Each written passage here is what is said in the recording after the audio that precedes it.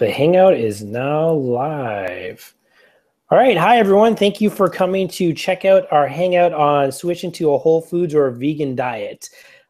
This is Gareth Bawden. He's a good friend of mine. And he is probably, you want to just give you a quick introduction about your channel Going Vegan and what it's all about? Sure. Hi, guys. My Going Vegan channel is basically what it says in the title. So when I set up the channel, I'd just shortly gone vegan. It's been about 8 months now, and I've just been sort of slowly adding like recipes and things that I've discovered, and yeah, just thoughts, reviews, going out to different restaurants along the way. So it's still kind of, I feel, in the early stages, but I'd love you to go by and check it out and let me know if you have any questions about that. Cool. Well, what I've done is prepared a few questions for you, Gareth, that are some things that I've been thinking about when I'm trying to figure out whether or not this is the right choice for me and my family. And I think probably a bunch of questions that a lot of other people have too. The first one would be, what was your decision? Like, what was the main reason why you thought maybe I should switch to becoming a vegan, or maybe I should switch to vegetarian, or what were the steps that made you just make this decision? Okay. Well, it's been like a transition for me. I was vegetarian for way longer than I have been a vegan. And the original reason I went vegetarian was because I was doing a lot of yoga at the time, and I wanted to become a yoga teacher. And traditionally, the yoga teachers have always been vegetarian because of a certain branch of yoga called ahimsa, which is non-violence. And so I guess that also relates to the violence towards animals, and they didn't want to consume that violence. There's like a spiritual edge to it. But I just did it because that's what they did. I didn't really analyze that at the time. So I went to being a vegetarian, and I was a vegetarian for quite a few years. Then I moved to China for a while, and it was very difficult, so I stopped being a vegetarian.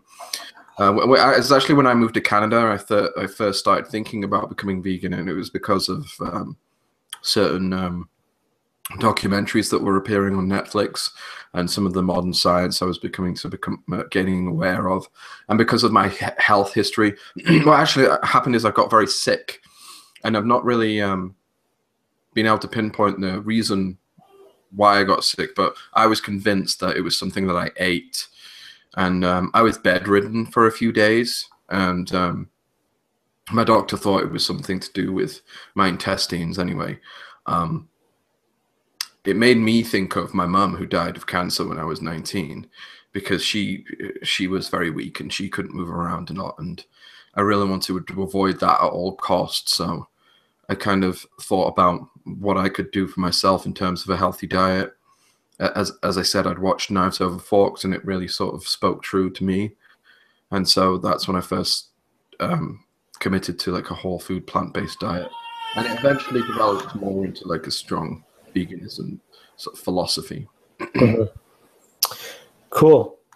I know you have kids and I have kids, and changing just my diet is not something that's simple. And the more I read about it, the more I research, I find that there's a lot of things that I would want this diet to be affected in my kids as well as my life and my wife's life. But so far with some of the recipes I've been trying, I've been having a hard time getting my kids to like the food. So can you talk to maybe a little bit about your challenges of maybe incorporating this food into your kids' diets, and maybe if you have some tips for everybody? Yeah, for sure I can. And it's a great question, and it's one that I get asked a lot, because there is this concern that when you become a vegan, that you're somehow lacking in nutrition. And perhaps if you believe that, then if you feel that you are somehow putting your children at risk by changing this diet, then it can be of a concern. You know, someone could perhaps suggest that you're abusing your children in some way.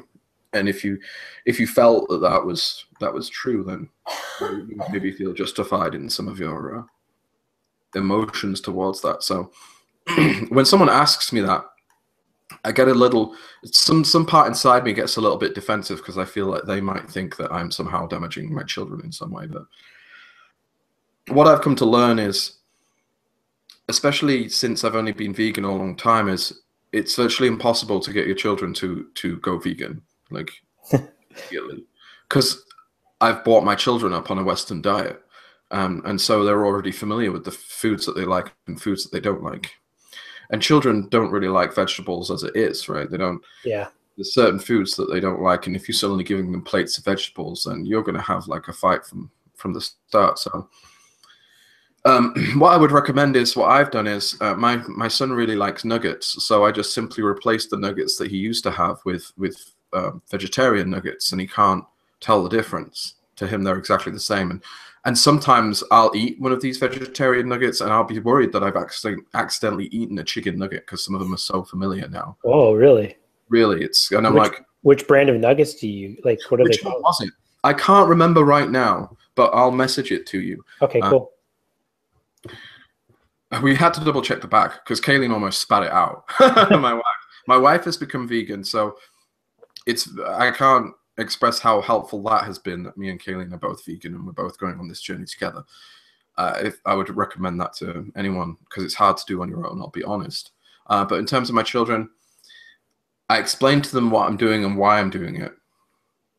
And then I'll experiment with certain meals, and I'll keep experimenting with certain meals. Because I don't buy meat into my house, and I don't buy, I don't buy dairy.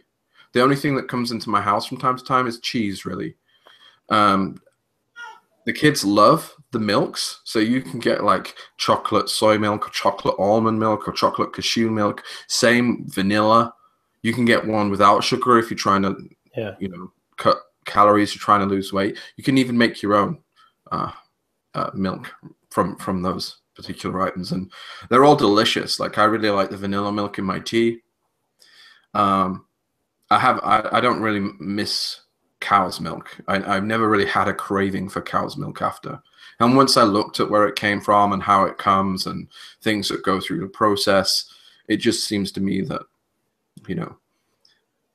almond milk or soy milk needs to be the choice. And a lot of them are fortified. And by that, you can look at the package and you can see how much you need for, there's a lot of vitamin B12 in it, a lot of different vitamins in there as well. So I get a lot of my daily intake of vitamin B12 just from the soy milk I have. Also good levels of protein in soy milk as well. Cheese is more difficult. There are cheese alternatives. So you've got like Daiya cheese, but it's got a very particular flavor and it's not. It's not like you eat it and go, wow, this is exactly like cheese. It's got the same consistency and it melts, but it's not got the same flavor. Mm-hmm. A new cheese called chow cheese is almost exactly the same as cheese, but it only comes in slices right now. Once they come out with like a shredded cheese, then, I don't think I'd have a problem. Yeah. At the end of the day, as a parent, I want my children to eat. If I can't get my children to eat the food that I'm making, and it's very rare that they do eat the food that I make, I have to compromise. So what I've been doing is I've been putting lots of different choices on there. Sorry, my phone keeps going off. Pull it together, man. Yeah, I'll throw it over there. It's a tough one.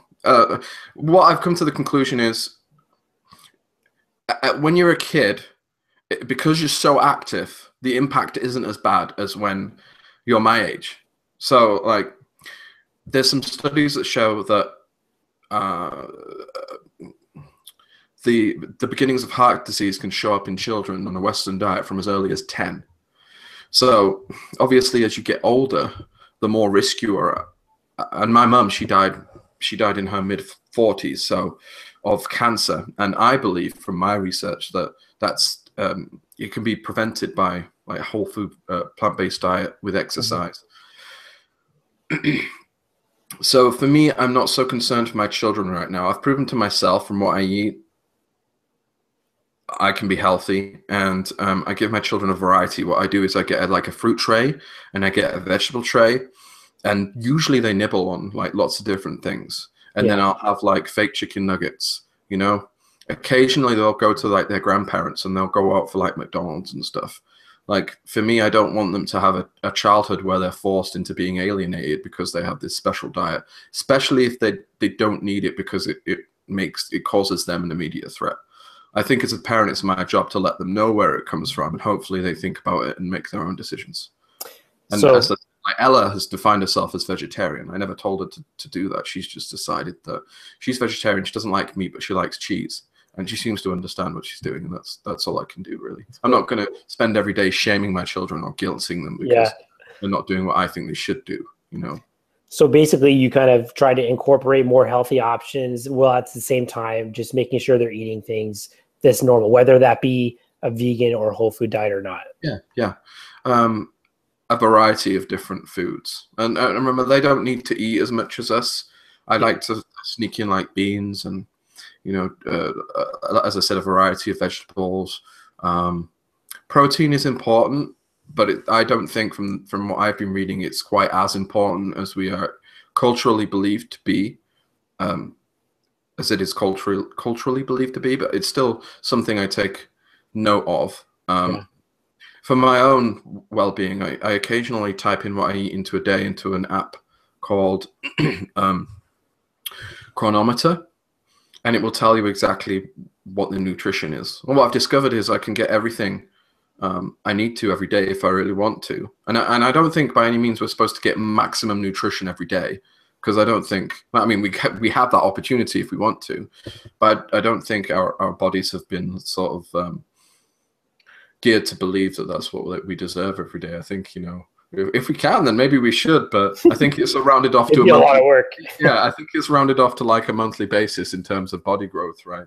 Yeah. But anyway, like when I first went vegan, I was kind of really anxious about not getting the right amount of protein or whatever, and I thought, well, I need to test this, and the best way I could test it was by putting everything into this chronometer, and I quickly learned that, you know, I could reach what I needed to reach. And all I have to do is eat the calories. I would also recommend doing exercise as well, because you eat the calories, it puts you over a certain threshold as to how many. It makes me look at what I need as calories as well, but it also made me look like where I need to be active. Well, part of the problem with today is we're eating the wrong foods, and we're also sat on our couches all day. Yeah, so for sure. We're not even fighting what it is we're consuming. We're just, you know, it's a lose-lose situation.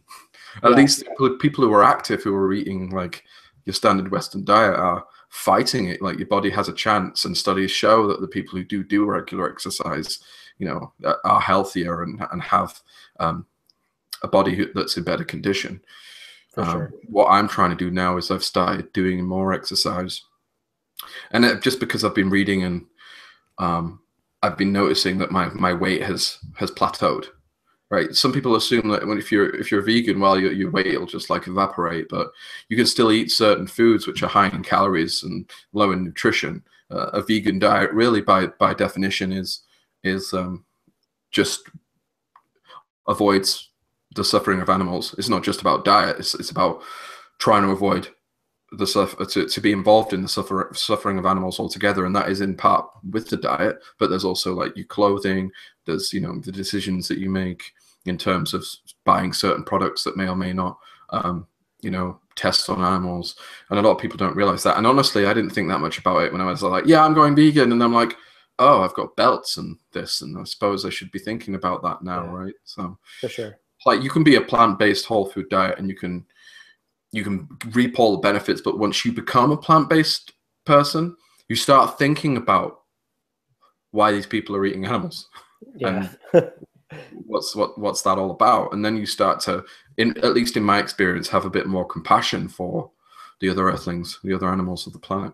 For sure. Does that answer your question? Just to alliterate, just care for your children and make sure they eat, and don't like scold them if they don't eat, right? Like, because like one of the worst things is, and it's the same with anything with kids, if you pressure them enough to do something, they're gonna go the opposite of it usually. They'll like run off and become hunters or something. Oh God, no, not hunters. I'm like, why are you doing this to me? Really, I just want to share. I want to be healthy. I want to be youthful, and, you know, and influence my children in that way. For sure. One thing I heard you mentioning was about the different milks and how you can make those if you wanted. Well, that leads me to my next question, which is, do you find that you're spending a significant more amount of time with making your meals when it's vegan or vegetarian, or is it similar to what you were doing before? Well, that's a good question. And again, that's something I was worried about. And it's about being smart, and it's about planning in advance. So I have a slow cooker, and it's a large slow cooker. One of my favorite meals is chili. So vegetable chili. So I double up. I fill it right to the top, and then I have a meal with my family, and then I freeze the rest. And then I do the same thing the next night, or maybe a night later, right? It could be a soup, or it could be a different kind of chili. Let's say I do a squash chili, which is on my channel. You double up and you put the rest in the fridge. Yeah. Well, obviously, after a while, you've got a fridge full of like extra meals that are all vegan that you can use anyway. You could have a baked potato and put the chili on that you've got, and have different meals. In the morning, I have a smoothie, right? I get a box of bananas. I freeze most of them, and I throw 3 in a blender. I add some seeds. I add some nuts, peanut butter. My kids love them. So every morning I'm giving them, they think it's ice cream. Every morning they're getting up and they're getting a shot of nutrition, of fruit, all the nuts, packed with omega-3s and whatnot. And they love it. So I love it. I feel happy that they think they're eating ice cream. That's the easiest thing in the world, man. You just bung in the cherries and the frozen ones, right? Yeah. When even though they're frozen, they're like frozen at a time when they're like the most nutritious and fresh, right? So yeah. If you've got fresh stuff, that's cool too, but you're not going to get that ice creamy consistency, right? So throw them in. I put in my milk. You can have vanilla milk, and you mix it up, and then all my family's really happy. Like my wife, she's like, up in the morning, you making this a smoothie? I'm like, yeah. I got like a really good smoothie maker as well. I got a Vitamix the other day. I invested. And if you become vegan, you'll see a lot of people like harp on about their Vitamixes, right? Yeah, I've actually heard lots of people mention about that. Smoothies are so smooth, right? Like you can put it, like before they were a little bit gritty, and I thought they were good, but now it's like, and my daughter hates bits, right? Yeah. All bits are annihilated. It's like yogurt. I gotta get one of those. Yeah, they're pricey. We found one had like $200 off. It comes with a recipe book, which is like this thick. And then it also comes with a DVD. It washes itself, and it cooks soups. How does it wash itself? Because the engine, it blends. It goes so fast. If you leave it in for 5 minutes, which some of the recipes suggest, it heats soup up. Wow, that's amazing. I know. I gotta try one of those. I haven't tried that yet. Like, we only got it a couple of days ago, but I'm excited to have it. That's really cool. To answer your question, yes, I have to spend a bit of time.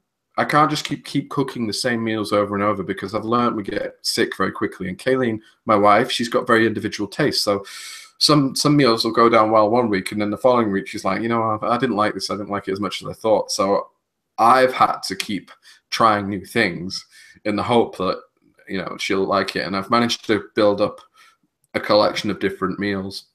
And I've also something that we never even consider on like our Western diet is you can have a whole meal called a raw meal, just eating mangoes. Like, just have like a whole meal just with mangoes.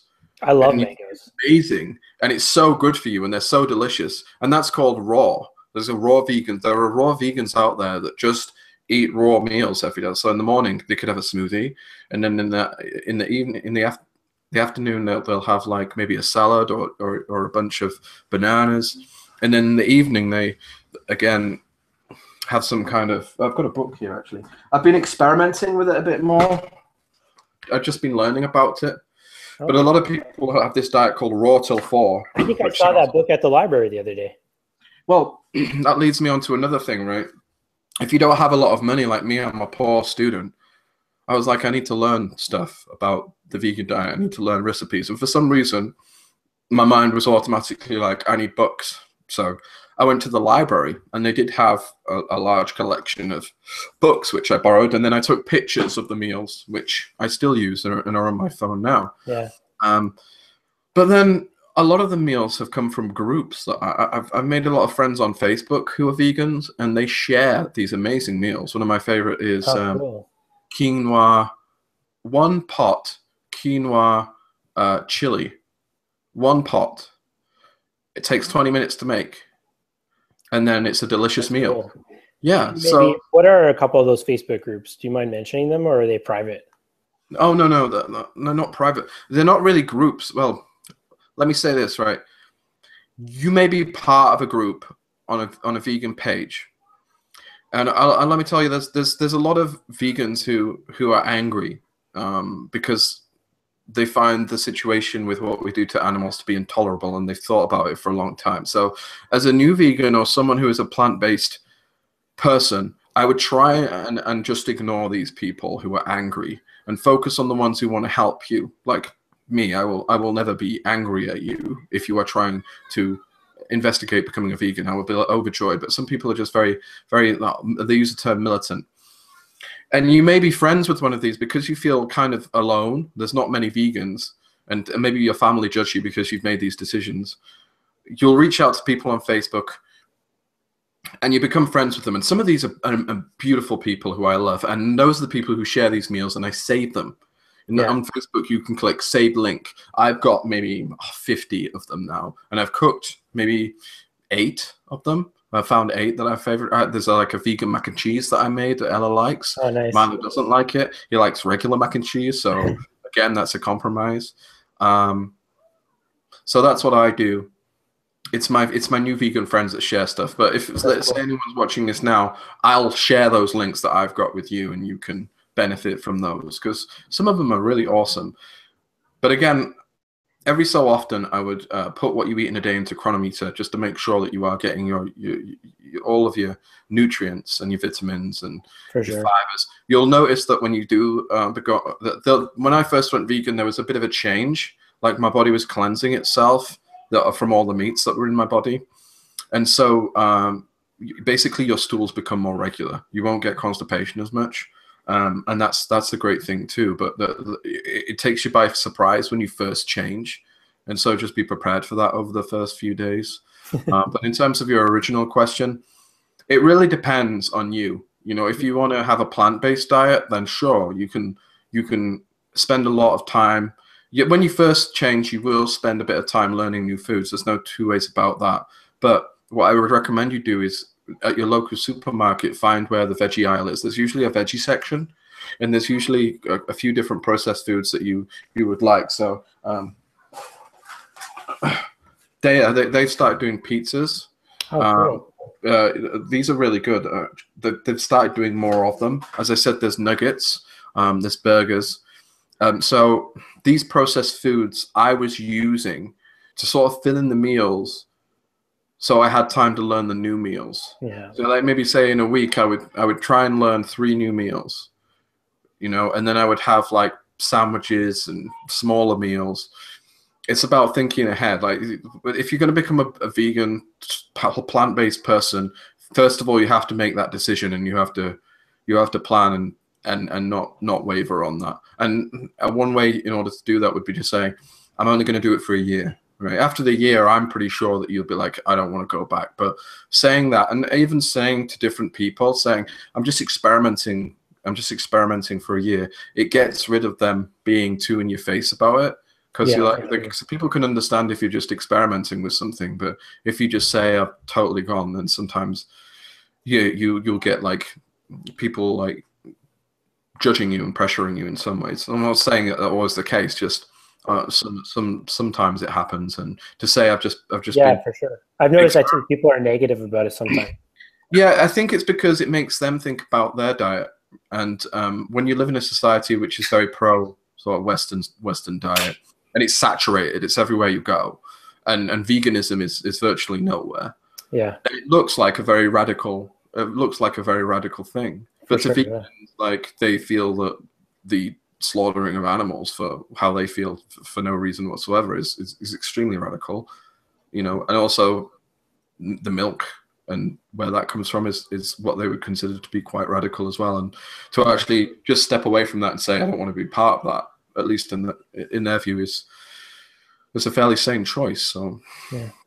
So that leads me to my next question in a way that it's easy to say, let's go and get all these different foods and let's get healthier vegetables and maybe some specialty made vegetable-based processed foods. But would you say that your bills or your for the grocery shopping has increased at all based on these diets, or has it kind of plateaued and stayed even, or just a little bit more? Or how has it affected your monthly bills? I've noticed it depends on what you buy and where you shop. So we have a shop up here called Old Fashioned Foods, which I believe is similar to a shop. I was reading a post today. Someone posted there's a shop down in the States which is called like Whole Foods or something. Or, yeah, I've heard of that. Yeah. And the joke was the food is just so ridiculously expensive. You can spend like $60 and come out with like 3 onions or something. That's what it's like here. We have one that's called Nature's Emporium. Yeah. And when you go there, you think, wow, look at all these great things.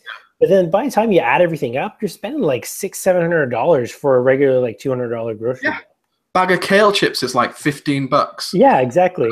And they might be delicious, but you can make them yourself by getting your own kale and shoving them in the oven for like 5 minutes or whatever. My advice would be just buy produce if you can, and buy the occasional processed foods. Like you might be like, oh my God, I feel like I'm just eating grass. Well, you can buy some cookies, and have one every so often, which would sort of ease the transition a little bit, right? So everyone likes a treat occasionally, and a vegan is no different. And those are the things that may or may not be a little bit pricier compared to, just your regular fruits and veg. But to answer your question, like I'm a student right now. Yeah. We're supporting 3 children, and we've not noticed a great deal of difference in terms of price. If you think about it, cheese is very expensive. Meats is very expensive. You may even find that you save a bit of money if you plan, like I have. If you get a crock pot, especially if your children like those kind of things, then you're feeding like your whole family for like 2 meals. It takes a bit of time to chop up all the veggies and stuff, but you save. You could save 2 to 3. If you're just cooking for yourself, you could have like 5 or 6 meals. Yeah. Just in the freezer, right? And that's perfect. Yeah. From the library, I got like vegan crock pot, right? Well, I just got this book from the library. You were talking about getting cookies and stuff. I'm excited to look through it, but it's a vegan baking book, and it's got like delicious treats and stuff like that. And it's all based on cookies and breads and everything like that. So I think most of these things are things I like to snack on. So I'm excited to go through this book and post some videos about some of these recipes too. So that's another option instead of having to buy things. Yeah. But the vegetables generally are quite cheap. We've had a bit of an issue in Canada recently because of the economy. Yeah. And it was being like $15 for like a bushel of asparagus. Well, guess what? Man, asparagus is ridiculously expensive right now. Guess what? I didn't buy asparagus. I bought other things. Right? My stir fry didn't have asparagus in it. Well, this year I'm growing asparagus in my garden because it's so expensive. So that's one thing I'm doing to compromise the price is I'm finding out what are the most expensive vegetables and produce in the store. And I'm just going to try and grow those things this year and can things that I when I grow too much of it, and hopefully have a year's supply grown in my backyard. Yeah, you can can things as well. Absolutely. Yeah. I wish we could have it. We don't have a garden, but I would love to start growing my own food. To have a meal that was all grown from food that I grew, that would be an amazing feat. And why should it be? Why should it be? Like why I know, right? And it's such a simple thing. Sometimes people will be like, I'll show them the things I've grown, and they're like, how did you do? Like, how do you have time for this? I'm like, all you do is water it. Like, you really don't have to do much. Like, fertilize it and water it, and then you have all these things. I save tons of money. Yeah, and really, if you've got a garden, it would be a nice little hobby to have. I really enjoy it. It's very centering. My mum, when I lived at home, they used to have a greenhouse, and they used to like grow their own raspberries and tomatoes, and I never really thought twice about it. It was just something that my parents did, whatever. Yeah. And now I'm like, that is an amazing idea. I'm going to grow my own tomatoes and cucumbers, and then I'm going to eat them and be like, oh my goodness, this is so great. And they're so good, and they're completely free from any pesticides or anything like that. I grow my own. Yeah, people are like, oh, where'd you buy your stuff? It's my own organic produce. I'll have you know. And you can't have any. Yeah. I'll sell it to you for $10. Okay, so my next question for you would be, since switching over, you've been doing it for 9 months now, right? Yeah, roughly. So since switching over to this vegan, whole foods type of lifestyle, do you find that you've gained more energy throughout the day, or has it been the same or less, or how has that been, your energy levels? Well, it's been a while now, and I can't honestly tell you if there's been any difference between like my day-to-day energy. But I can tell you that last year when I ran, I got tired very easily, and this year when I ran, I had so much more stamina just from the first. Like there was several months in between the two times that I ran, and I had so much more stamina. Like I could go for much longer. And what I thought about why that would be, and when you stop eating animal produce, you stop putting that cholesterol in your veins, which makes your veins smaller, right? And I figured if you stop eating it, then your veins will probably open up a bit more, allow your blood to travel oxygen more freely. So I was like, well, maybe I'm just getting more oxygen to my heart and to my brain, and that's what's giving me a bit of extra stamina. That's interesting. Yeah, and I found that with other exercises too. I just don't get that really chest tight, like winded feeling that I used to when I would exercise. And part of that would actually make me not want to exercise because it was a painful experience. But since going vegan, when I do exercise, it's never like that really. It's never that uncomfortable like it used to be. Yeah. And I think that might have something to do with how my blood work is now. Yeah. But I like to stay up late, and my kids get me up super early, so Yeah, that's my problem. I'm always a little bit tired. I'm always tired. Yeah, and maybe my veganism has just helped me to deal with that a bit better. Yeah, it's difficult to say. for sure. What are other benefits? My energy. I've noticed.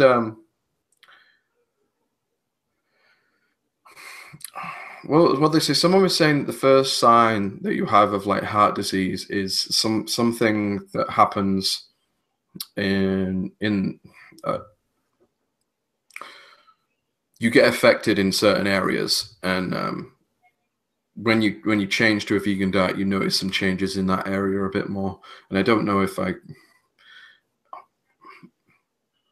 basically it's like if you are having problems connecting to your partner in some ways, being vegan opens you up a bit more, as I was saying, because your veins are open a bit more. I don't know how to explain this. It's kind of like an adult concept, and I don't want to go into it into too much detail. But if you are having problems, a certain dysfunction, if you have heart disease, that's the first time it shows. And if you go vegan, often this situation is reversed. And I found that a little bit in relation to me as well. Those kind of things have improved also. And if you want to know more about that, the Forks Over Knives talks more in detail about that, I believe, right? So if you're wondering more about what Gareth's talking about there, you could feel free to go check that out too. It's a documentary on Netflix. I would recommend 3. Forks Over Knives, for the dad. Like for me, there's like 3 like prongs of the vegan fork, and the first one is like human health, which is very well touched upon by Forks Over Knives. The second one is Farmageddon, which goes into like the environmental impacts of the current Western diet in terms of like how the cows are kept and what like heavily produced mass farming is doing to the environment. And the third one is it's called Earthlings, and it goes very much into how the animals are trapped, and the moral implications of carrying on doing something to the animals without really considering their own well-being. I would recommend watching all 3 of those, and then maybe you can consider where you sit, which is most important to you. Because I started on sort of Forks Over Knives, and then it's almost like the other 2 are just as important to me now as the original one. Cool. And I'll even go as far to say as we live in a bit of a selfish society. So a lot of people come to veganism because they're looking for the health benefits for themselves first. And, you know, I did that for myself. So I think that's true. That's exactly the reason I want to start into is purely selfish reasons. I'm not thinking, oh, I want to start this because I care about the animals, which in turn, what I've found even myself, I'm starting to think more like, oh, wow, like Gareth and I are friends on Facebook and things like this as well. And some of the things that he shared, I've watched and thought to myself, wow, this is crazy. I never realized these things are go into place to give me hamburger or this type of meat or fast food options. So once you start to get into it, you really start to see the bigger picture. But for sure, I started off for selfish reasons. yeah, and a lot of vegans, I just want to say a lot of vegans still say I'm vegan for the animals, and I always have been. Don't allow yourself to be shamed for people who say that. What you're doing is just as good as what they're doing, and don't, like, I've wasted my time trying to justify who I am and what I do. There's vegans who say, if you've got children, then you're not really a vegan, right? There's they call, and if you've got children, you should just sort of step away from that argument, because they're not really interested in veganism per se. They're interested in sort of spreading their own agenda. And I would just be cautious of that and just remain on your own path. Yeah, that's good. I can't remember. I was trying to make a point there, but I kind of lost it halfway through my spiel. That's the worst when that happens. Yeah. So, Gareth, if you could give us a couple of tips to maybe help us on our journeys, what would you say would be some of the most valued tips that you would have? Well, what's kept me on my journey is find some support, like a friend. It could be a Facebook friend who you can talk to, maybe a small community. Stay with positive people. Keep away from negative people, because it's an emotional journey, and you will experience negativity. And the more positivity you have, the easier it is to deal with the negative side of it. And I'll be honest with you, when you first go into it, after a couple of months, you'll feel like you'll be feeling a big shock because of how things are. And that's when you need to lean on these friends the most, is when you're going through this kind of shock. Like, you're getting cleansed out of the system, but you're also almost becoming enlightened to some of the things which are going on, which big corporations would prefer you not to think about. Don't worry if you make a mistake. There's so much animal product in everything. You have to take a while to learn how to read, like the back of a recipe. Mm-hmm. You have to know where it's hidden, and that takes time. And occasionally you might eat some cheese, and maybe someone might see you eat some cheese and be like, oh, you're eating cheese. Forgive yourself and keep on your path, right? You know, even if at first you do accidentally, deliberately, so you eat some meat because you're craving it so much, just try to keep on that path. You know, there's no point in holding in the guilt. That's not going to get you in anywhere. But if you have it accidentally, there's no shame in that. If you begin to eat meat again and you're aware of that, then that makes it even more difficult to stay on the path. But what's been integral to me is sticking with the decision, having my wife as a support, having some friends online as support, and planning a bit, being like, looking at these recipes and being like, I really like that. I'm going to try that this week, and try to do stuff which is a little bit familiar to what you're already eating to start with. And that'll ease it a little bit. You know, that'll ease your transition a bit more. For sure. But that's I can't think of anything else other than That's that. good. Great tips. Maybe keep watching documentaries. One of my favorite YouTubers is a doctor. I think he's called Dr. Gregor, and his YouTube site is nutritionfacts.org.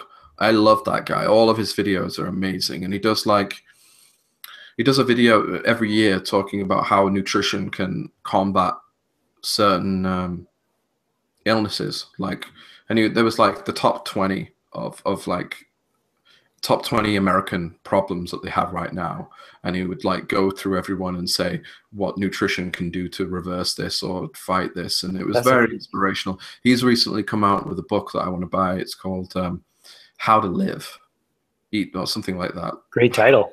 Yeah. Another one is Joel Furman, Eat to Live. I saw that one in the library as well, actually. His book Eat to Live is inspiring, but he's also been generous enough to give us a cookbook of the things that he likes to eat. So this is another one of my favorites because all of the meals are really good, but they're also really nutritional. And he has like the information at the bottom, like per serving, protein, carbohydrates, total fat. So, you know, eases some of that anxiety. Maybe download the app Chronometer. I think it's like $3, and you can watch what you eat and you can improve your health that way. If you're like me and you're like nearing middle age and you're wanting to prevent some diseases like me, you might have my mum died of cancer, my dad's got diabetes, and my granddad died of stroke, and my other granddad had lung cancer. You might start worrying about some of these issues because you're like, oh, I feel like I might just be cursed. That's when you go vegan, some of those anxieties just kind of disappear because the statistics show that vegans leaning on a like whole foods plant-based diet live the longest. So it's like you're being proactive in a sense. Yeah, I don't feel like I'm likely to die the same time my mum did. I'm not saying I definitely won't. You know, cancer isn't purely diet-based. There are definitely different things that you can get, you know. But it's a large contributor, and if you can use diet to prevent it, then I feel that you should. Yeah. Yeah. Look for support and just keep on the path, and you'll feel better like every day. Awesome. Well, thanks, Gareth, for taking the time to come and do this video chat with me. It's been helpful for me, and I'm sure everyone that's watching that's trying to figure this stuff out, it's been really helpful for them too. If you guys want to check out Gareth's channel, it's Going Vegan. I'll have a link for it in the description so you can go check it out. And Gareth is a really cool guy, and he'll be super happy to respond to comments and things like that. If you guys had a question, he's got his recipes up there. He's got like updates of his journey as he goes along. Medical appointment updates and stuff like that. It's really cool. So if you're thinking about going vegan or switching to a whole foods diet or something like this, check out his channel. He's going to have lots of great tips for you there. All right. Thanks, Gareth. Thanks, Nick.